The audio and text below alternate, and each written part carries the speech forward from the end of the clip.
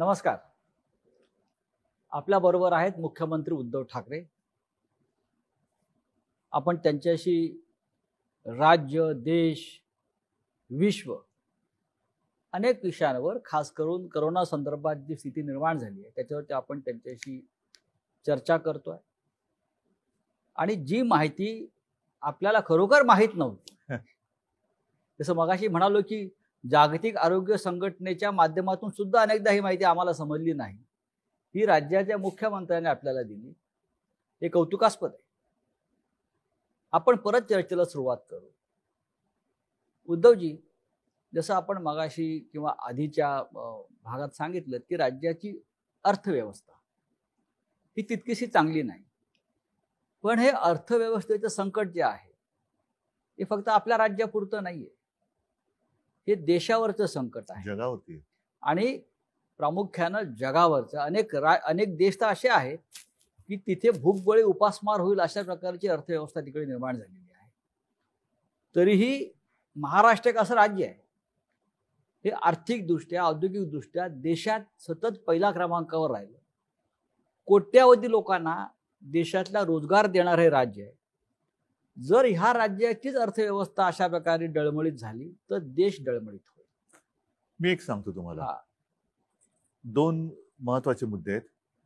मगाशी ज्याचा मी उल्लेख केला की माननीय पंतप्रधान मध्ये मध्ये व्हिडिओ कॉन्फरन्सिंगच्या माध्यमातून देशातल्या सर्व मुख्यमंत्र्यांशी संवाद साधतात. त्यातल्या पहिल्या किंवा दुसऱ्या संवादात त्यांनी सांगितलं होतं की तुम्ही कोणीही अशी एखादी योजना जाहीर करू नका की जिच्यामुळे भविष्यात आपल्याला अडचण निर्माण होईल. बरं. सवंग लोकप्रियतेच्या अट्टहासापायी उगाच काहीतरी सूट हे दिलं ते दिलं असं जाहीर करू नका, कारण जशी तुमची परिस्थिती आहे तशीच आमची पण आहे, म्हणजे केंद्राची पण आहे. हे सत्यच आहे की जागतिक अडचण आहे. पण ह्या सर्व काळामध्ये मी जे तुम्हाला सांगितलं की आपण सर्व मिळून प्रयत्न तर करतो आहोत. गेल्या महिन्यामध्ये विविध म्हणजे जागतिक दर्जाच्या ज्या काही मोठ्या कंपन्या आहेत त्यांच्यासोबत आपण MOU जे काही सह्या केलेल्या आहेत त्याच्यात किमान 16,000 कोटीची गुंतवणूक ही महाराष्ट्रामध्ये येते. म्हणजे ह्या सगळं रिव्हर्स गिअर टाकलं गेलेलं आहे आणि त्या रिव्हर्स गिअरमध्ये ही गुंतवणूक आपल्याकडे येते. तर असं काही नाही की सगळं काही संपलेलं आहे किंवा सगळं काही संपणार आहे. हा काळ आहे, हा आणीबाणीचा आहे, अटीतटीचा आहे. तो काढणं आपल्याला फार गरजेचं आहे. त्याच्यात एकमेकांना सावरणं हे फार महत्वाचं आहे. उद्योगधंदे हे पुन्हा सुरू होणार आहेत आणि काही ठिकाणी तर आपण 50,000च्या आसपास तर राज्यामध्ये सुरू झालेले आहेत. विशेषतः आपण मुंबई आणि पुणा हा जो काय पट्टा आहे हा दाट लोकवस्तीचा असल्यामुळे इथे ह्याचा प्रादुर्भाव हा मोठा आहे. ह्याचं कारण लोकवस्ती आहे आणि लोकवस्ती आहे म्हणून प्रादुर्भाव आहे. इथे हा महत्वाचा औद्योगिक बेल्ट असल्यामुळे इथे थोडं आपण बंद किंवा लॉकडाऊन हा पाळतो आहोत. पण इतरत्र महाराष्ट्रात हा जेव्हा रेड, ऑरेंज आणि ग्रीन झोन अशी वर्गवारी होती त्यावेळेलाच आपण म्हणजे किमान मे महिन्याच्या मध्यावर किंवा शेवटाला असेल ऑरेंज म्हणजे तेव्हा काय होतं की एखाद्या जिल्ह्यात ठराविक भागातच केसेस आहेत, बाकी मोकळे आहे, तर आपण तिकडे त्यांना मुभा दिली. ग्रीन झोनमध्ये तर काहीच हरकत नव्हती, तिकडे उद्योगधंदे सुरू झालेले आहेत. आपण जशी आपली सरकारची कामं आहेत, रस्त्याची असतील, धरणाची असतील, कोस्टल रोडचं असेल, ग्रामीण भागात काय असेल, त्याच्यानंतर कापूस खरेदी असेल, दूध सुद्धा असेल, दुधासाठी सुद्धा आपण दूध खरेदी 31 तारखेपर्यंत करतो आहोत.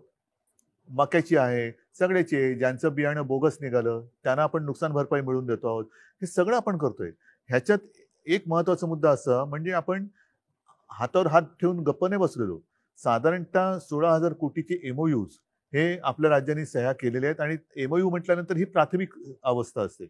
त्याच्यानंतर पुढची बोलणी आता सुरू आहेत आणि त्याही पलीकडे जाऊन आणखीन काही हजार कोटीचे MOU म्हणजे नवीन गुंतवणूक, नवीन पूर्णपणे. किती विश्वास ठेवतात? कारण या आधी सांगतो उद्योगमंत्री आपलेच होते. सांगतो काही हजार कोटीचे MOU केले होते पण त्यातली इन्व्हेस्टमेंट काही इथे नाही केली. ह्याचं कारण का की तुमचा उद्योगमंत्री एकटा असून चालत नाही, तुमचं सरकार. आणि त्या काळात जो मगाशी तुम्ही उल्लेख केला की हे सगळं चालू असताना नोटबंदी आली. अनिश्चितता, धोरणांची अनिश्चितता असेल तर गुंतवणूक येणार नाही. आता आपल्या राज्यामध्ये मी राज्यापुरतं म्हणेन की अनिश्चितता नाही. आपण अनेक काही गोष्टी, सुविधा ह्या केवळ सगळं काही आपलं गहाण टाकून करतोय अशातला भाग नाही. पण ज्या काही गोष्टी आपण करू शकतो आहोत, मग जमिनीसाठी सुद्धा त्याच्यामध्ये काही नियमांची एक सोपीकरण असेल, इज ऑफ डुईंग बिझनेस ज्याला म्हणतो, ह्या सगळ्या गोष्टी आपण आणतो आहोत आता. आणि हे बघितल्यानंतर मला पूर्ण विश्वास आहे की हे एमओयू केलेत ते पूर्ण अंमलात आणून देण्याची जबाबदारी ही सरकारची आहे. आणि सरकारने जे वातावरण तयार केलेलं आहे आणि करत आहे, जो विश्वास एक लागतो, त्यातून ही गुंतवणूक येईल नक्की. ही गुंतवणूक येत असताना साहजिकच आहे, मग आधी असलेले उद्योगधंदे आहेत त्यांना तर आपण गो हेड दिलेलं आहे, ते काम चालू करतायत जिथे जिथे लॉकडाऊन नाही तिकडे. दुर्दैवाने किंवा नाईलाजाने जिथे पुन्हा अशी परिस्थिती निर्माण होते तिकडे मात्र पुन्हा आपल्याला बंद करण्याखेरीज तात्पुरता पर्याय नाहीये. तर असं समजण्याचं कारण नाही की सगळं काही संपलंय. मी अजिबात निराशावादी नाही, मी स्वतः निराशावादी नाही आणि मी निराशावादी कोणाला होऊ देणार नाही. आपल्या नेतृत्वाखाली सकारात्मक कार्य चाललेलं आहे, राज्याला ऊर्जा मिळते आहे, या सगळ्या गोष्टी लोकांनी स्वीकारलेल्या आहेत. बघा एक शब्द आहे, सरकारने एक शब्द आहे संयम. आणि जो आपल्या बाबतीत काय वापरला जातो सांगतो. आता या शब्दाची सुद्धा गंमत आहे. एखादं अक्षर म्हणजे शिवसेना प्रमुख म्हणायचे की अक्षर जुळून शब्द बनतो आणि त्या शब्दाचे मंत्र होतात. आता शब्दाची ओवी पण होते आणि शब्दाची शिवी पण होते. आता जसं संयम आहे, या संयमातला स काढलं तर काय होईल? यम होतो. मग काय पाहिजे तुम्ही ठरवा, संयम पाहिजे का यम पाहिजे? आपण संयमाचं त्याच्यामुळे तुम्ही कशाला आमंत्रण द्यायचं? संयम ठेवायचा का यम पाहिजे? उद्धव ठाकरे, मी हे नुसतं यमक नाही जुळवत आहे. उद्धव ठाकरे म्हणजे संयम हे समीकरण आहे या देशाच्या राजकारणात आणि महाराष्ट्रात. माझ्यात आत्मविश्वास आहे, मी करून दाखवणार. होय, पण गेले 5 वर्ष जे सरकार होतं त्या सरकारमध्ये आपणही होता. उद्योग खातं सुद्धा आपल्याकडेच होतं. या काळामध्ये केंद्र असेल, राज्य असेल, startup India, make in India, आणि त्यावेळेला सुद्धा सामन्याने माझ्या मुलाखती घेतलेल्या आहेत. होय, त्याच्यामुळे त्या सामन्याच्या मुलाखती वाचा. होय, startup India, make in India, त्यानंतर एमओयू, असे कोणतेही एमओयू शेवटपर्यंत प्रत्यक्ष कृतीमध्ये हे अवलंबून राहतं त्या सरकारच्या धोरणावरती. म्हणजे नुसती उत्सवप्रियता असेल तर काही होणार नाही. मी जे तुम्हाला सांगितलं की आता जे आपले सगळे साथी सोबती महाविकास आघाडीचे सगळे सहकारी आहेत, मग पवार साहेब आहेत, अगदी काँग्रेसचं सुद्धा, किंबहुना सोनियाजी आहेत आणि त्यांची इथली काँग्रेसची लोक आहेत, या सगळ्यांना आता आपल्याला तिघा नाही, जे काही एक अनुभवातून शहाणपण आलेलं आहे ते शहाणपण आपण आता आपल्या कामात दाखवतो आहोत. आणि आतापर्यंत मागे वळून बघताना आपल्याकडनं काय राहून गेलं किंवा एकूणच सरकार, मग मी तिकडे पक्षाची लेबल लावून सरकार बघत नाही. सरकार हे सरकार असतं. या सरकारकडनं काय राहिलं होतं, काय चांगलं झालं होतं, ह्याचा सगळा एक आढावा घेऊन आपण या गोष्टी करतो. आणि ही सुद्धा गोष्ट जी 16,000 कोटीची एमओयूची आहे, ही सुद्धा मी घरात बसून केलेली आहे. हो, आम्ही पाहिलं ते. हे सुद्धा घर बसल्याच केलेलं आहे. मी कुठेही भटकत गेलो नव्हतो की इकडे जा तिकडे जा तिकडे जा, काही नाहीये. आपली जी सिस्टीम आहे, पुन्हा सिस्टीम ही काम करते. सगळेजण, काही लोक त्यांच्या देशातून त्याच्यात सहभागी झाले होते. आपली काही लोक, मी घरात नव्हतो, देसाई साहेब आणि सगळे सहकारी मंत्रालयातून असतील. त्यामध्ये चीनची गुंतवणूक किती आहे? आता ह्याच्यामध्ये एक सांगतो तुम्हाला, चीनच्या गुंतवणुकीबद्दल, चीनची गुंतवणूक किती पेक्षा असावी की नसावी, हा महत्वाचा भाग आहे. आणि हा प्रश्न मी ज्या वेळेला पंतप्रधानांनी चीनच्या समस्येबाबत एक व्हिडिओ कॉन्फरन्स घेतली होती त्याच्यात विचारलेला होता की तुम्ही देशाचं एक धोरण ठरवा. आपल्याकडे काय होतं की पाकिस्तान बरोबर संबंध जरा ताणले गेले का मग पाकिस्तान मुर्दाबाद, पाकिस्तान बरोबर कोणतेही संबंध नको, त्याच्याबरोबर खेळ नको, क्रीडा नको, हे नको ते नको. आणि जर ओसरलं सगळं, मग खेळ आणि राजकारण तुम्ही एकत्र आणू नका, कला आणि राजकारण एकत्र आणू नका, हे सगळी बौद्धिक आपण घ्यायची. पण ताणलं जातं तेव्हा आपली भूमिका खबरदार जर टाच मारून यायची असते. मग तो खेळाडू पण नको, कलावंत पण नको, काही उद्योग नको. तसं चीनच्या बाबतीत तुम्ही एकदा ठरवा, वस्तू तर सोडाच, पण उद्योगधंदे आपण आणायचे की नाही आणायचे हे देशाचं धोरण असलं पाहिजे. राष्ट्रभक्ती ही सगळ्या देशाची सारखी असली पाहिजे. माझी आहे, नसेल आपण ते होल्डवरती ठेवलेलं आहे, नको असेल द्या पाठवून. पण उद्या पुन्हा हिंदी चीनी भाई भाई करून तुम्ही जर का फिरवणार असाल सगळ्या चीनच्या पंतप्रधानांना, तर मग ही संधी घालवायची का? आणि घालवायची असेल तर मग एकदा दिशा ठरवा, आपण जाऊ पुढे. उद्धवजी, आपण जेव्हा मुख्यमंत्री नव्हता तेव्हाही काही प्रकल्पाच्या बाबतीमध्ये आपण स्वतः जातीनं लक्ष घातलं, विशेषतः कोस्टल रोड मुंबईतला. आता सध्याच्या या संपूर्ण संकट काळामध्ये किंवा आर्थिक व्यवस्था आपण जर पाहिली तर कोस्टल रोड होणार आहे की नाही? चालू आहे काम, जोरात चालू आहे. बरं, कोस्टल रोडचं काम कुठेही थांबलेलं नाही. कोस्टल रोडचं काम सुरू आहे. त्याच्यासाठी आपण पैशाचं सुद्धा आयोजन नियोजन करून ठेवलेलं आहे आणि कोस्टल रोडचं काम सुरू आहे. त्यानंतर दुसरा विषय येतो बुलेट ट्रेनचा. बुलेट ट्रेनची गरज नाही असं आपण म्हणाला होता. श्री शरद पवार सुद्धा म्हणाले होते की बुलेट ट्रेनमध्ये आपल्या राज्याला फायदा नसून आपण आपल्या राज्याने याच्यात गुंतवणूक करणं बरोबर नाही. तरीही 60% जमीन संपादन महाराष्ट्रात झालंय आतापर्यंत. त्याच्यामुळे बुलेट ट्रेनचं नक्की भविष्य काय? प्रत्येक गोष्टीला केवळ एकच बाजू नसते, अनेक बाजू असतात. ह्याच्यामध्ये आपण स्थानिक लोकांचा विचार करणं हा फार महत्वाचा आहे. राज्य म्हणून बुलेट ट्रेनची आवश्यकता राज्याला जर असेल तर ती मी म्हणेन माझ्या मुंबई नागपूरला जोडणारी बुलेट ट्रेन द्या, माझी राजधानी आणि उपराजधानी जोडणारी ट्रेन द्या, की जेणेकरून हा सुद्धा जो विदर्भाचा थोडासा एक त्यांच्या मनातल्या मनात कारण नसताना एक दुरावा निर्माण करून दिला जाण्याचा प्रयत्न केला जातो, तो दुरावा नष्ट होईल. जसा समृद्धी महामार्ग होतो, ज्याला आता शिवसेना प्रमुखांचं नाव दिलेलं आहे, तसंच मुंबई नागपूर जोडणारं मला बुलेट ट्रेन द्या, मला आनंद होईल. सुरत मुंबई ज्याचा आता काही उपयोग नाहीये, ज्याची आता काही आवश्यकता नाहीये. पण हे करत असताना जमीन भूसंपादन करते वेळी जिथे विरोध झालेला आहे, ज्यांचा विरोध आहे त्यांच्या मागे शिवसेना पक्ष म्हणून ठाम उभी आहे. सरकार म्हणून तर जे काय करायचं तो निर्णय आपण घेऊच, पण ज्यांचा विरोध आहे त्यांच्या पाठी शिवसेना आहे. आता काही जणांनी जर का स्वतःहून जमीन दिली असेल, बुलेट ट्रेन होणार की नाही, कारण शेवटी राज्य सरकारची गुंतवणूक आहे. सांगतो ना मी. आता जिथे पहिला मी जमिनीचा विषय घेतो. ज्यांनी स्वतःहून जमीन दिली असेल त्यांनी तो सगळा कारभार झाला असेल. ज्यांचा विरोध आहे म्हणून मी म्हटलं की पहिलं ग्रामीण किंवा तळागाळातल्या लोकांचा, जसं नाणारचा विषय आहे, नाणार सुद्धा सरकारने केलाच होता की करार, पण तो जनतेने हाणून पाडला. आम्ही शिवसेना म्हणून जनतेच्या सोबत उभे राहिलो. आता सरकार म्हणून मला काय, जर का सगळ्यांना मान्य असेल करू करार, पण जेव्हा हा अंतिम टप्प्यामध्ये आता आपण हे मधले 2-3 महिने आपले ह्याच्यात सगळे कोरोनामध्ये गेले, त्याच्यामुळे सगळे विषय हे मागे पडले. त्याच्यामध्ये बुलेट ट्रेन जरी असलं तरी त्या बुलेट ट्रेनचा विषयच बॅकसीटला गेला आणि तो विषय म्हणजे कोणी त्याच्याबद्दल काही विचारपूस पण केली नाही आणि त्याच्याबद्दल काही चर्चा पण झालेली नाहीये.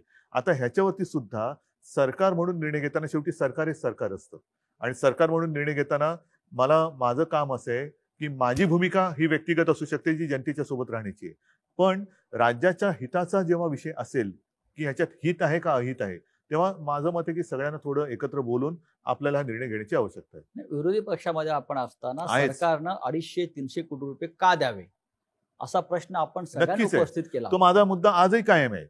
पण आता सरकार म्हणून आम्ही असताना हा काची सोडवणूक करण्याची गरज आहे. काला काही कारण आहेत का, खरंच ह्यातनं काही फायदा होणार आहे का, दाखवा आम्हाला कुठे फायदा आहे, काय होणार आहे फायदा, किती मुंबईतनं आणि सुरतमधनं ये जा होणार आहे, किती आर्थिक घडामोड होणार आहे, काय होणार आहे, हे सरकार म्हणून मला माहिती मिळू द्या. जर पटली जनतेसमोर ठेवतो, पण नसेल तर कदाचित मी असं म्हणेन की एखादी भूमिका मी एकतर्फी घेतली असेल तर ती आत्ता योग्य नाहीये. आत्ता मला अयोग्य वाटलं तर तो मी रद्द करेन. बर, आपली महाविकास आघाडी काय म्हणते? व्यवस्थित आहे. मध्ये मध्ये कुरकुर नाही, असं काय नाही. एक गोष्ट स्वीकारली पाहिजे, नक्कीच स्वीकारली पाहिजे, आणि ती मी स्वीकारतो की गेल्या 2-3 महिन्यामध्ये फेस टू फेस या गाठीभेटी अवघड झाल्यात. कारण आज सुद्धा मी येताना वाचलं, अजून एका मंत्र्याला कोरोनाची लागण झालेली आहे. बरोबर आहे. अद्यापपर्यंत 2-3 मंत्री म्हणजे जितेंद्र असेल, अशोकराव असतील, हे धनंजय आहे, हे आजारी पडून सुदैवाने बरे झालेले आहेत. जितेंद्र तर फारच जरा गंभीर हे होता.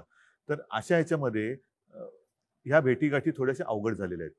त्याच्यामुळे फोनवरून गाठीभेटी होणं किंबहुना व्हिडिओच्या माध्यमातून होणं, ह्या थोड्याफार फरकाने सुरू असतात. पण जिथे ते आवश्यकता लागेल, आता म्हणून आपण कॅबिनेट सुद्धा जी करतो ती कॅबिनेट थोडी विस्तारलेली आहे. म्हणजे काही मंत्री हे त्यांच्या कार्यालयात किंवा तिकडे बसतात, जिथे असतील तिकडे.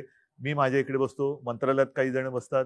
अशी सगळी जरा पसरून ती कॅबिनेट घ्यावी लागते. कारण एका ठिकाणी पुन्हा मी तेच सांगेन की जनतेला आम्ही कायदे सांगायचे आणि स्वतःच नियम तोडायचे, हे बरोबर नाहीये. तर त्याच्यामुळे ह्या काही थोड्याशा गाठीभेटी.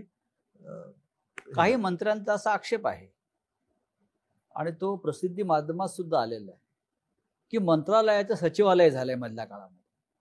उपस्थितीच नाहीये तिकडे कोणाची. सचिवालय म्हणजे जसं सचिवालयाचं नंतर मंत्रालय का झालं, कारण हे राज्य नोकरशाही चालवत नाही तर मंत्री चालवतात, लोक नियुक्त सरकार चालवतं. हे चित्र गेल्या 6 महिन्यात बदलल्याचा जो आक्षेप सातत्यानं समोर म्हणजे येतो. काय झाले? म्हणजे सचिवांच्या ताब्यात किंवा नोकरशाहीच्या ताब्यात राज्य गेलं म्हणजे काय झाले? असं साधारण काही नाही, मंत्री म्हणजे काय बोलतायत झाले? की नोकरशाही राज्य चालवतात आणि म्हणजे काय करते? मंत्र्यांचं ऐकलं जात नाही. म्हणजे काय होते? मंत्र्यांचंच ऐकलं जात नाही. नाही. म्हणजे मग जर का तसं असेल तर धारावीचं कौतुक, राज्याचं कौतुक, सर्वोत्तम मुख्यमंत्री, या ज्या सगळ्या गोष्टी आहेत ह्या नोकरशाहीने पटवून केलेल्या गोष्टी आहेत का? निर्णय घेण्याचा अधिकार आपला आहे. अंमलबजावणी करून त्यांच्याकडून घ्यायची असते. ज्या यंत्रणेची घडी आहे ही घडी शेवटी यंत्रणा, नाही, हे आपलं आपण योग्य बोलताय. ही यंत्रणा राबवण्याची हिंमत तुमच्यात पाहिजे. तुम्ही जर का प्रत्येक ठिकाणी ऑर्डरी तुम्हीच देणार आणि कामही तुम्हीच करायचं तर हे काय गव्हर्नमेंट असू शकत नाही. म्हणजे जसं नागपूरचं प्रकरण सगळ्यांसमोर आहे की तिथे जे महापालिका आयुक्त आहेत तुकाराम मुंडे आणि तिकडलं लोकनियुक्त महानगरपालिका किंवा नितीन गडकरी स्वतः केंद्रीय मंत्री, आता ह्याच्यामध्ये हा फार मोठा वाद अख्ख्या महाराष्ट्रात बरोबर सुरू आहे. आहे. मग माझं काय म्हणणं आहे, तुम्ही एकतर मग यंत्रणा केराच्या टोपलीत फेकून द्या. हा. मंत्रालय का सचिवालय, सचिव पद्धतच बंद करून टाका. पिन टू पियानो ज्याला म्हणतात ना, ए टू झेड गोष्ट, म्हणजे ऑर्डर पण तुम्हीच काढायची, कामं पण तुम्हीच करायची, मदतीचं वाटप सगळं तुम्हीच करायची. राज्याचे मुख्यमंत्री म्हणून तुम्ही तुकाराम मुंड्यांच्या मागे उभे आहात की महानगरपालिका जे तुकाराम मुंड्यांच्या मागे लागली आहे तिकडे हात धुवून त्यांच्या मागे आहात? तुमचं मत काय? कोणाचं बरोबर आहे? मला असं वाटतं की तुकाराम मुंडे आल्यापासून तिथे शिस्त लागलेली आहे. मग मी कोणाच्या मागे उभं राहायला पाहिजे? शिस्तीच्या मागे उभं राहायला पाहिजे. तसंच आहे. एखादा अधिकारी कठोर असू शकतो, कडक असू असेल. शकतो, पण त्याचा तुम्ही त्या कठोरपणाचा लोकांच्या हितासाठी उपयोग करून घेत असाल. एक गोष्ट अशी आहे की त्यावेळेला त्यांनी जे काही कायदे किंवा काही नियम कडकपणाने अंमलात आणवले हे काही जणांना परवडत नसतील. तिथे आता इलेक्शनचा जमाना नाहीये. आधी जर मतदार वाचले तर मतदान होणार आहे आणि त्याच्यात जर का तुकाराम मुंडेंनी एखादी गोष्ट कडकपणाने अंमलात आणली तर अशा अधिकाऱ्याच्या पाठी उभं राहायला पाहिजे. बर आतताईपणा कोणीच करू नये. पण जर का चांगली शिस्त लावली जात असेल आणि जनतेचं हित, शेवटी जनता सुद्धा आता उघड्या डोळ्याने बघत असते. तोंडावरती मास्क असेल पण डोळे उघडे आहेत जनतेचे उघडेत डोळे. म्हणून मी मागे सुद्धा म्हटलं होतं की हा महाराष्ट्र आहे, धृतराष्ट्र त्याचं झालेलं नाही आणि होऊ शकत नाही. आघाडीचं सरकार चालवताना मर्यादा असतात असं मनमोहन सिंग नेहमी म्हणायचे. अटल बिहारी वाजपेयी सुद्धा असंच म्हणत होते. अनेक पक्ष एकत्र असतात, प्रत्येकाची भूमिका वेगळ्या असतात. मनमोहन सिंग सुद्धा एकदा त्रागाने म्हणाले होते की मी काही निर्णय घेऊ शकत नाही, हे आघाडीचं सरकार आहे, मर्यादा असतात. आपलंही तसं मत आहे का? मनमोहन सिंग यांना प्रशासनाचा अनुभव होता. बरं. त्याच्यामुळे त्यांना मर्यादेचं एक भान होतं. हा. मला प्रशासनाचा अनुभव नाही, त्याच्यामुळे मला मर्यादेचं भान नाही. बरं. हे 3 चाकी सरकार आहे असं म्हणतात, रिक्षा असं विरोधी पक्ष म्हणतात. पण ते गरीबाचं ना. बुलेट ट्रेन का रिक्षा? मी रिक्षा, गरीबाच्या मागे उभा राहील. ही 3 चाकी. हे माझी भूमिका काही बदलत नाही. म्हणजे कोणी याचा गैरसमज करू नये की मुख्यमंत्री झाल्यावर मी बुलेट ट्रेनच्या मागे उभा राहील. नाही, मी एवढंच म्हटलेलं आहे, मुख्यमंत्री झाल्यानंतर मी सर्वांगीण जरा विचार करून, जर माझं मत विरोधी पक्षात होतो आणि जेव्हा लोकांच्या सोबत आहे त्याच्यामुळे बुलेट ट्रेन नको हे आहेच.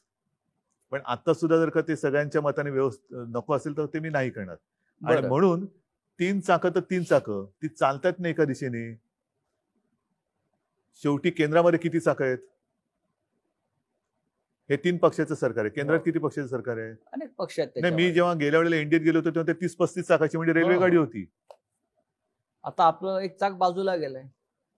आणि शिवाय केंद्रात काही ठिकाणी आणि इतर अपक्ष म्हणजे एक हे पण असते, स्टेपनी पण असते. हो हो.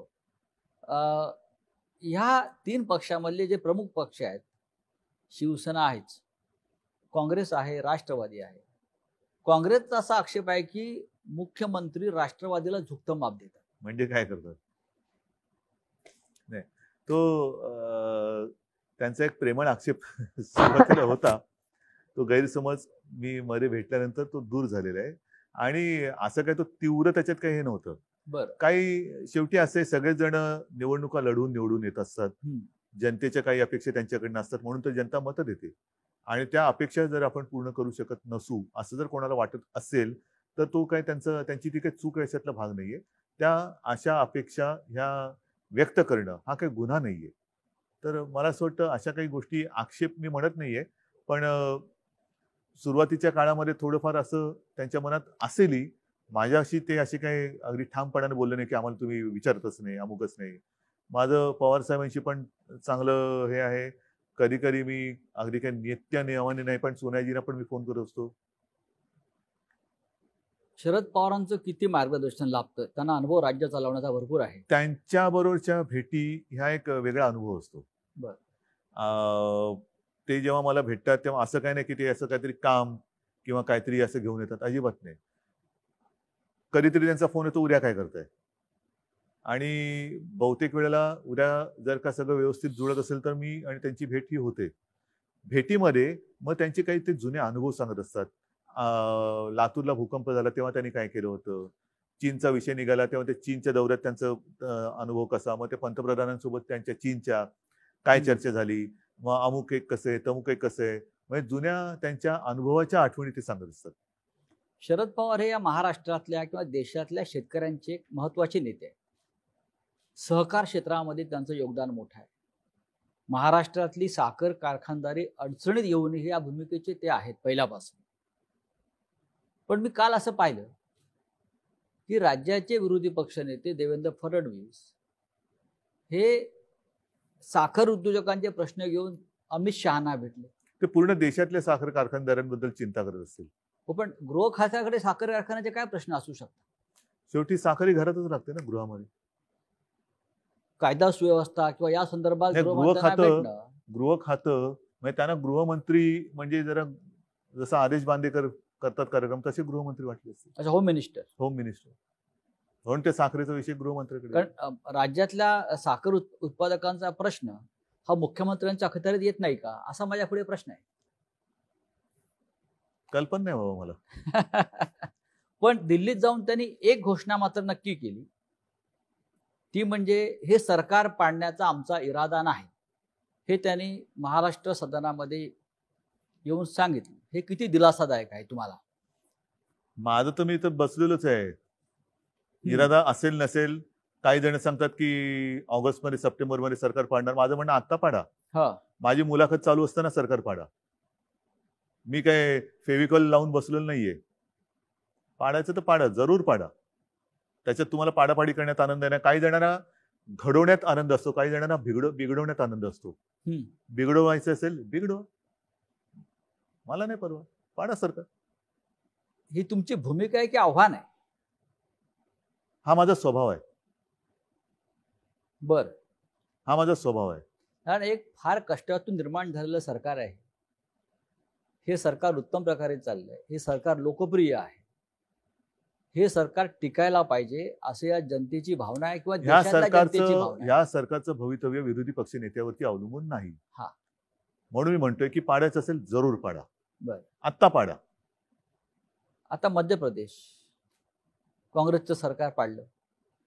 राजस्थानमध्ये पाडण्याचा प्रयत्न झाला, पण तिकडे कदाचित कोरोनाची स्थिती वाईट नसावी किंवा कोरोना साथ तिकडे पोहोचलेली नसावी. बरं, कारण इथल्या कोरोनाच्या परिस्थितीबद्दल गृहमंत्र्यांकडे किंवा दिल्लीत जाऊन विरोधी पक्ष नेत्यांनी तक्रार केली तर ही साथ जी जगात पसरली ती फक्त महाराष्ट्रामध्ये असेल, मध्य प्रदेशात नसेल, आता राजस्थानात नसेल. आता नंबर महाराष्ट्राचा असं ठामपणे म्हणतात. पाडा. दुसरा प्रश्न एक गंभीर या निमित्तानं आला. राजस्थानचं सरकार पाडण्याच्या हालचाली सुरू असताना काँग्रेसचे फुटणारे नेते, बंडखोर आणि भाजपचे काही नेते यांच्यामध्ये पैशाच्या देवाणघेवाणी संदर्भातल्या काही टेप समोर आल्या. फोन टॅपिंग हे बेकायदेशीर आहे. तरीही पैशाची ताकद लावून सरकार पाडणं हे काम सुरू आहे. दुसरं करू काय शकतात? लोकशाही आहे ना ही त्यांची. बरं, ही त्यांची लोकशाही. म्हणजे इथलं सरकार हे लोकशाही विरोधी आहे आणि तिथे आणणारं सरकार पैसे देऊन फोडून जर का ते करत असतील तर ते लोकशाहीला धरून आहे. ही लोकशाहीची व्याख्या, ही लोकशाहीची थट्टा हीच शिवसेना प्रमुखांना मान्य नव्हती आणि म्हणून ते म्हणायचे की ही तुमची असली दळबद्री लोकशाही ही असली, ही मला मान्य नाही. त्याच्यावरनं काय झालं? शिवसेना प्रमुखांना लोकशाही मान्य नाही. ही लोकशाही ही अशी तुम्ही लोकशाही मानता? हा जो पैशाचा वापर राजकारणामध्ये जो वाढतो त्याच्याविषयी आपलं काय मत आहे? बाळासाहेब ते नेहमी ह्याच्यावरती प्रखर प्रहार करायचे. आपण आज राज्याच्या पहिला क्रमांकाच्या सत्तेच्या खुर्चीवर बसलेला आहात. आपण जेव्हा हे पाहता मुख्यमंत्री म्हणून नाही, हे सगळं घृणास्पद आहे. हे सगळं घृणास्पद आहे. म्हणजे इकडे हे जर का सत्य असेल आणि ते असत्य असण्याची शक्यता कदाचित कमी असेल, देव जाणे काय, तर पैशाचा वापर असा केला तर तो गुन्हा होत नाही.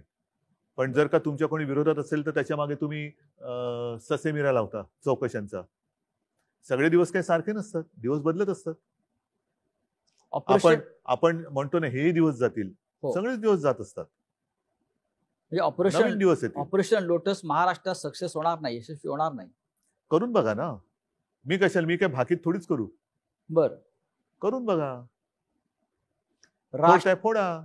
राष्ट्रीय एक महत्वाचा मुद्दा काय, हा. असं कोणताही एक विरोधी पक्षातला नेता दाखवा जो दुसऱ्या पक्षात जाऊन सर्वोच्च पदावर गेला, मुख्यमंत्री किंवा पंतप्रधान झाले.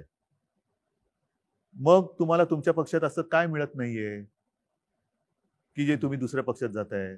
आणि अशा कित्येक ठिकाणी आता अशी उदाहरणं आहेत की अशी ज्या वेळेला फोडाफोडी होते तेव्हा वापरा आणि फेकून द्या ही नीती सर्वांनी वापरलेली. हे आपल्याकडचं राजकारण आहे.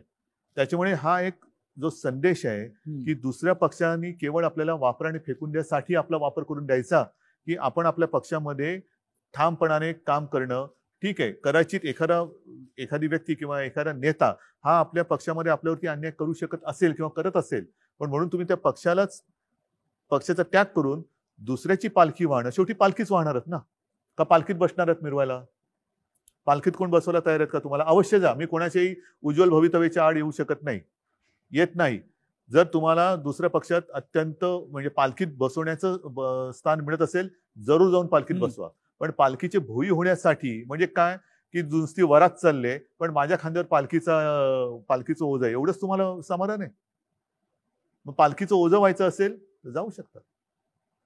किती असे पक्षांतर केलेले नेते हे दुसऱ्या पक्षात जाऊन मोठे झालेत. एक ठराविक काळ गेल्यानंतर त्यांना सुद्धा बरोबर त्यांचं कारकीर्द ही कापली जाते. हा जो एक मूळ गाभा आहे तुमच्या विचाराचा किंवा तुमच्या पक्षाचा, आज सुद्धा मी ही आघाडी केली. का केली? कारण त्यांच्याबरोबर ज्या एका उद्देशाने गेलो होतो तो उद्देश मला कळलं की याच्यामध्ये पोकळपण आहे. म्हणून मी हा निर्णय घेतला. आणि हे सुद्धा मी पुन्हा पुन्हा सांगतो, ध्यानीमनी नसतानाही मुख्यमंत्री पदाची धुरा माझ्यावरती आली नाही तर माझ्या स्वप्नात सुद्धा कधी काय संधी मला मिळेल किंवा संधीच्या पाठी जाणं. तुम्ही मला ओळखता. तुमच्या स्वप्नात हे नव्हतंच, पण हे महाराष्ट्राच्या किंवा जनतेच्या स्वप्नामध्ये होतं. बरोबर की नाही? मग आता माझी जबाबदारी आहे, जर का माझ्यावरती जबाबदारी आली असेल आणि आली आहे तर मी माझ्या राज्याची आणि माझ्या जनतेची स्वप्न पूर्ण करणारच. राष्ट्रीय राजकारणाकडे तुम्ही सध्या कोणत्या दृष्टीनं पाहताय? कोणत्या राजकारणाकडे बघू? राजस्थानच्या बघू, दिल्लीच्या बघू, मध्य प्रदेशच्या बघू? कारण मग माझ्या शेवटी काय असतंय, आपण दोघेही चष्मेवाले आहोत. बरोबर. एक लांबचा चष्मा असतो आणि एक जवळचा असतो. हे नंबर जर का असे बघायला लागले तर आपले कोणत्या दृष्टीने बघायचं? आज देशावर मी सगळीकडे दूरदृष्टीने बघतो. अच्छा, म्हणजे तुम्ही चीनकडे पाहता की नाही? मी सगळीकडे दूरदृष्टीने बघतो. आज चीन जो हिंदुस्थानच्या हद्दीत घुसून आपल्या 20 जवानांची हत्या केली, तुमची नजर तिथपर्यंत गेली की नाही त्या संकटापर्यंत? कारण महाराष्ट्र गेली. काय करू शकतो आपण? महाराष्ट्र हा नेहमी, सह्याद्री हा नेहमी हिमालयाकडे पाहतो, जातो, मदत करतो, ही आपली परंपरा आहे. मान्य.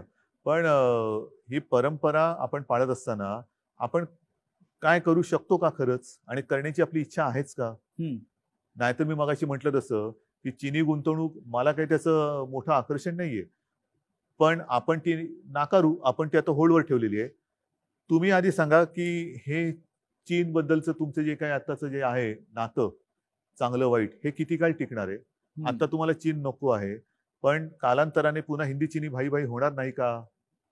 जसं मी पाकिस्तान बद्दल बोललो की पाकिस्तानने आपल्याकडे घुसखोरी केली तर आता पाकिस्तान बरोबरचे सगळे संबंध तोडा, काहीच नको त्याच्यामध्ये. आणि मग थोड्या दिवसानंतर मग क्रिकेट मॅच येऊ द्या, चालेल.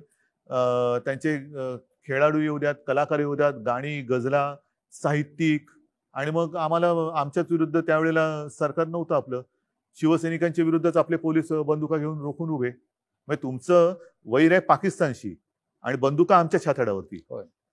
काहीतरी तुमची नीती ठरवा. एकदा एक नीती. जर का असं तुम्ही फडफड व्हायला लागलात तर तुमच्या ध्येय. आणि मग मगाशी जे म्हणालात ना की गुंतवणूक MOU वरती, हे सगळी अशी फडफडणारी जी काही तुमची धोरणं असतात ती गुंतवणूकदारांना या किंवा जा सांगत असतात. उद्धवजी, शिवसेनेच्या राष्ट्रीय भूमिकांना फार महत्व आहे.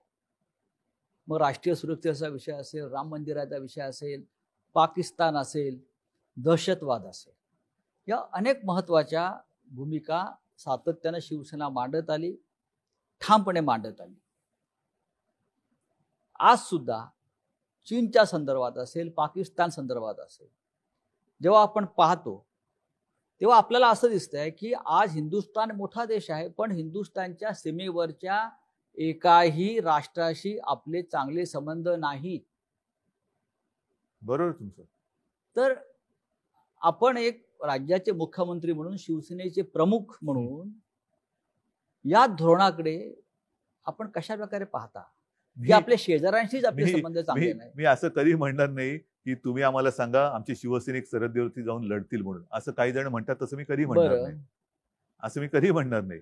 परंतु शेवटी प्रत्येकावरती काही ना काहीतरी जबाबदारी असते. हो, आज महाराष्ट्राच्या मुख्यमंत्री पदाची जबाबदारी माझ्यावर आहे. होय, देशाच्या पंतप्रधान पदाची जबाबदारी नरेंद्रभाईंवरती आहे, मोदीजींवरती आहे.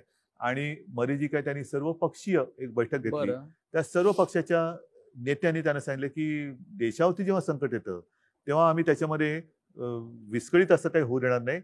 तुम्ही व्हा पुढे, आम्ही संपूर्ण एक दिल्याने तुमच्या सोबत आहोत. आणि त्याच बैठकीत मी सांगितलं होतं की एक धोरण ठरवा, काय करायचं, नेमकं वागायचं कसं. कारण त्याच्यामध्ये बऱ्याच मुख्यमंत्र्यांनी आपापली मतं मांडली. मी सगळ्यात शेवटी होतो बोलणारा. माझ्या आधी जवळपास सगळे बोलून झाले हो. होते. आणि त्याच्यामध्ये बहुतेकांनी ही हा, एक अपेक्षा व्यक्त केली होती की चीनच्या मालावरती बहिष्कार टाका, भगवान की मूर्ती चीन से आ रही है, हा, हे बंद करा, ते बंद करा, अमुक बंद करा, तमुक बंद करा. आता हे ठीक आहे, ते बंद केल्यानंतर आपण चीनच्या ऍपवरती बंदी घातली, चीनची ऍप आपण App, बंद केली. हो. आता आपण असं म्हणायचं का टिकटॉक हा टिकटॉक आपण चीनला आपटला का? नाही. जर आपटला असेल तर आपटणार कधी? म्हणजे नुसती ऍप बंद करून चीनला जर धडा शिकवत असू तर आनंदाची गोष्ट आहे. उद्धवजी, राम मंदिर हा आपल्या जिव्हाळ्याचा विषय. नक्कीच. शिवसेनेनं राम मंदिराचा मार्ग मोकळा केला, हे इतिहास सांगतो. त्या राम मंदिराच्या संदर्भात आपण सुद्धा अयोध्येला गेलेला आहात, मुख्यमंत्री नसताना आणि मुख्यमंत्री मुख्यमंत्री झाल्यावर झाल्यावर पण. सुद्धा. म्हणजे आपण आपल्या भूमिकेमध्ये कोणताही बदल केलेला नाही. भूमिपूजन 5 ऑगस्टला होईल अशी तारीख जाहीर झालेली आहे. आपण त्या भूमिपूजनाला जाणार का? नुसतं हो किंवा नाही हा हा, हा मुद्दा मी माझ्या व्यक्ती म्हणून काही सांगू शकेन. बरं. पण महत्वाचा मुद्दा जो आपण प्रश्नामध्ये एक सांगितला की राम मंदिराच्या लढ्यात शिवसेनेची भूमिका ही इतिहासाने दखल घेतलेली आहे. हो, मी मुख्यमंत्री नव्हतो त्याही वेळेला राम मंदिरात गेलो. किंबहुना योगायोग ज्याच्यावरती माझी श्रद्धा आहे, माझी भावना हीच सांगते. नोव्हेंबर 18 मध्ये मी पहिल्यांदा राम मंदिरला गेलो होतो. हो. आपण सोबत होतात. हो. शिवनेरीवरची म्हणजे माती शिवजन्मभूमीची एक मूठ माती मी घेऊन गेलो. त्याच्यानंतर ह्या विषयाला खूप चालना मिळाली. त्याच्या आधी हा विषय थंड बस्त्यात होता, कोणी काय विषयच काढत नव्हतं. शिवसेनेने सुरुवात केली, जर उशीर लागत असेल तर कायदा बनवा, वटहुकूम काढा, काय वाटेल ते करा, पण राम मंदिर ही बनवा, आपलीच मागणी होती. ही शिवसेनेची मागणी होती. त्याच्यासाठी आपण अयोध्येला गेलो.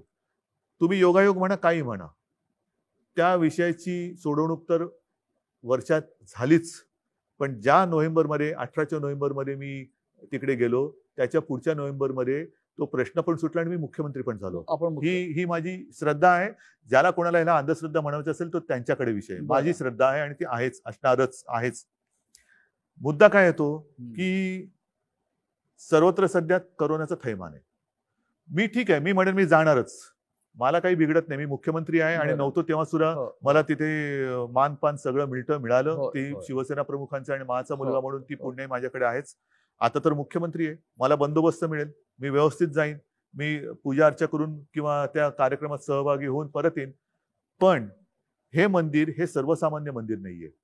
एखाद्या गावात जरी मंदिर बनवायचं झालं तरी गावकरी जल्लोषात एकत्र येतात. कारण त्या गावासाठी ते राम मंदिर असतं अयोध्येसारखं. जे अनेक लोक अयोध्येला जाऊ शकत नाही त्यांच्यासाठी त्या गावाचं मंदिर हे महत्वाचं असतं. अनेक सभा समारंभ किंवा लग्न किंवा इतर काही गोष्टी त्या मंदिरातल्या देवाच्या साक्षीने होतात गावामध्ये.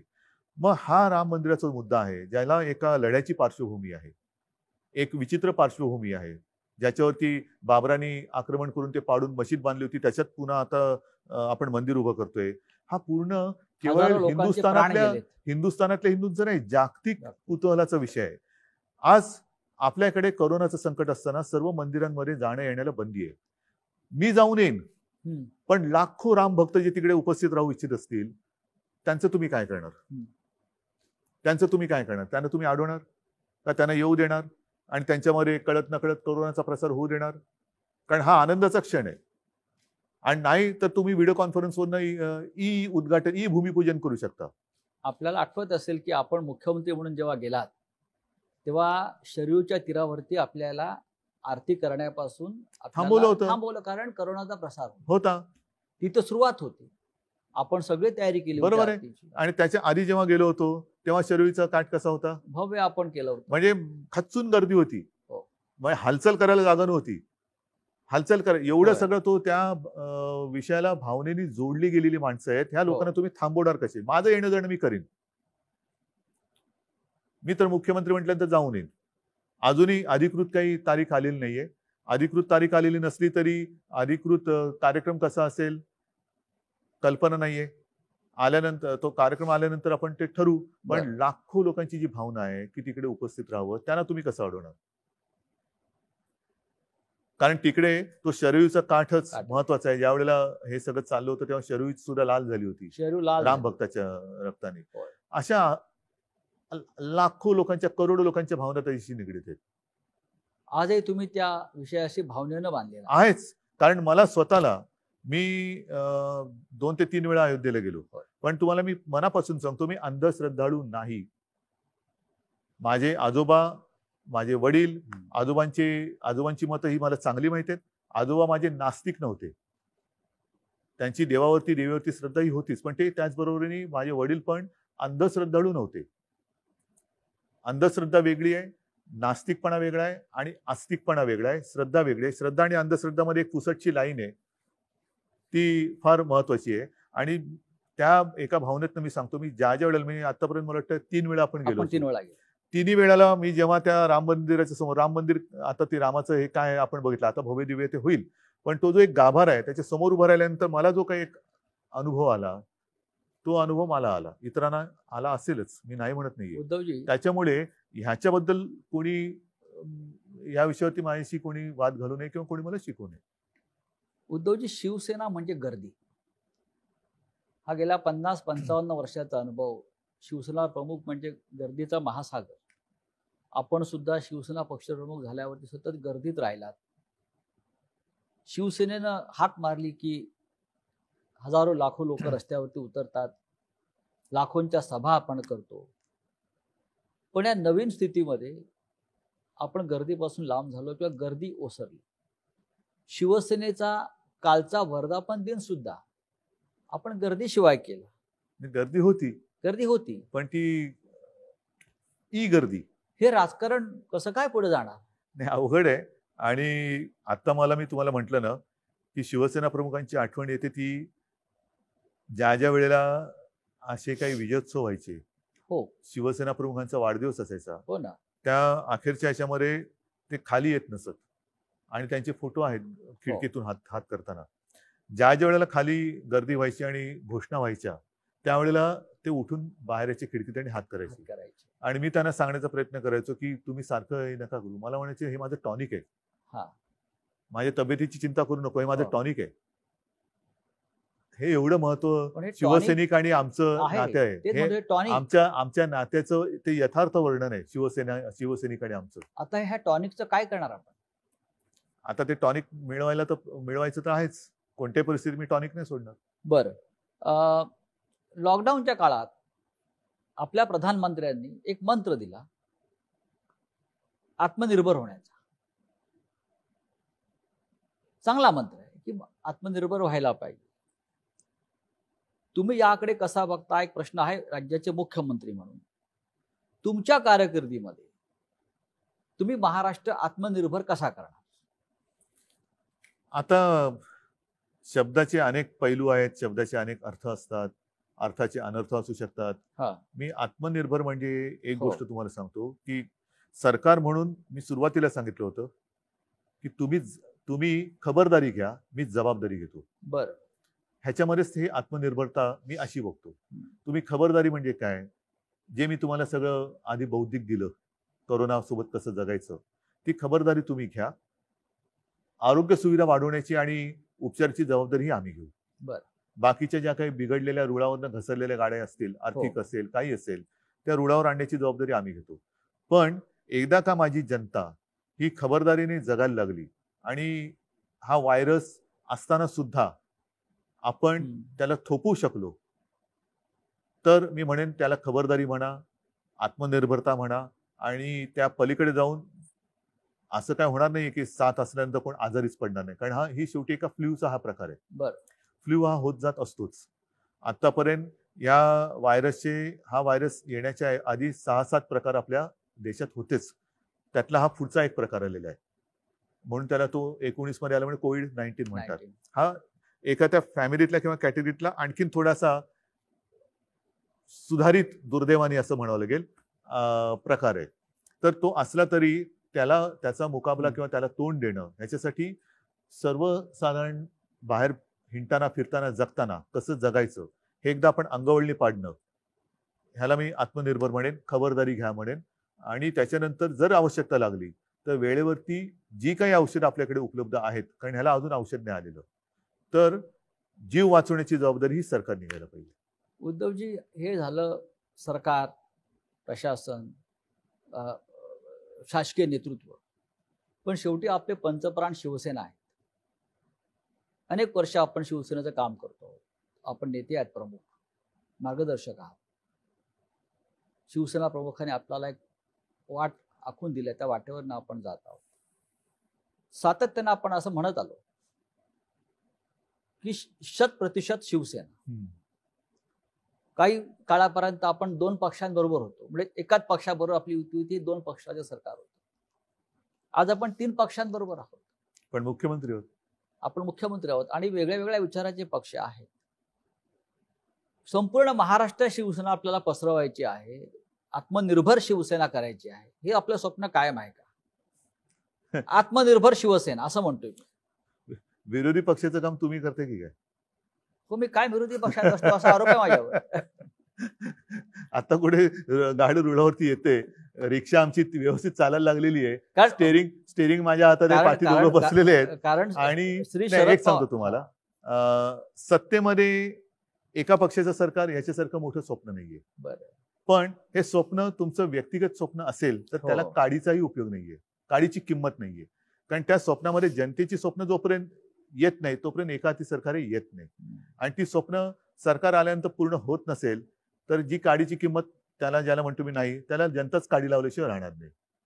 आता हा जो काही एक वेगळा प्रयोग महाराष्ट्राने केलेला आहे, विचारांनी भिन्न असलेले 3 पक्ष हे एक विचित्र राजकीय परिस्थितीमध्ये एकत्र आलेले आहेत. आणि ह्याच्यामध्ये मी सांगितलं ना, केवळ आणि केवळ एक अपरिहार्यता किंवा जबाबदारी म्हणून मी ही खुर्ची स्वीकारली. हे मानाचं पान आहे, मानाचं पद आहे, खूप मोठं आहे. पण जे माझं स्वप्न कधी नव्हतं ते मी स्वीकारलेलं आहे. आता ते स्वीकारल्यानंतर आपण जो आता अर्थसंकल्प मांडला, हा पहिला अर्थसंकल्प मांडला काय आणि तेच अधिवेशन गुंडाळावं लागलं काय. आता त्याच्यात ज्या काही गोष्टी आपण जाहीर केलेल्या आहेत त्या जनतेच्या हितासाठी आजपर्यंत कदाचित त्यातल्या गोष्टी अशाही आहेत की ज्या आजपर्यंत कोणी केल्या पण नाहीयेत आणि विचार पण केला नव्हता. तर ती एक माझी आता जबाबदारी, ती पार पाडणं. हे करताना मी माझ्या कामाची सुरुवात तर केलेली होतीच आणि ती मी आजही करतोय. ती सुरुवात म्हणजे जे यांच्या भाषेमध्ये मी फिरायला सुरुवात केली होती. बरं. मी फिरत होतोच. विभागवार जी कामं त्यावेळेच्या कदाचित सरकारने केली नसतील, मी प्रत्येक विभागाची बैठक घेतली. याच्यात मला आजही माहिती आहे की मराठवाड्यातले काही जिल्हे बाकी राहिलेले आहेत, पण अन्यथा विदर्भ असेल, अर्धा मराठवाडा आहे, उत्तर महाराष्ट्र, पश्चिम महाराष्ट्र, कोकण, मुंबई, ही तिथे जाऊन मी माझ्या प्रशासनातल्या सहकाऱ्यांसोबत, माझ्या विधिमंडळातल्या मग सर्व पक्षीय आमदारांची बैठक घेतली होती आणि त्यांची कामं आपण नोंदवून त्याच्याप्रमाणे काही ठिकाणी मी ऑर्डर्स पण दिलेले आहेत. तर ही सुरुवात मी केली होती कामाला. हे आल्यानंतर हे थांबलं. आता याच्यामध्ये मी जिथे जायचो तिकडे साहजिकच शिवसैनिकांना भेटायचो, काही कार्यक्रम शिवसैनिकांचे पण व्हायचे. ह्या सगळ्या गोष्टी ह्या गेल्या 2-3 महिन्यात थांबलेल्या आहेत. हा काळ एकदा सरला की त्याची पुन्हा सुरुवात होईल. मी पक्षप्रमुख आहेच. मुख्यमंत्री पद जे शिवसेना प्रमुख सांगायचे की या गोष्टी येतात जातात.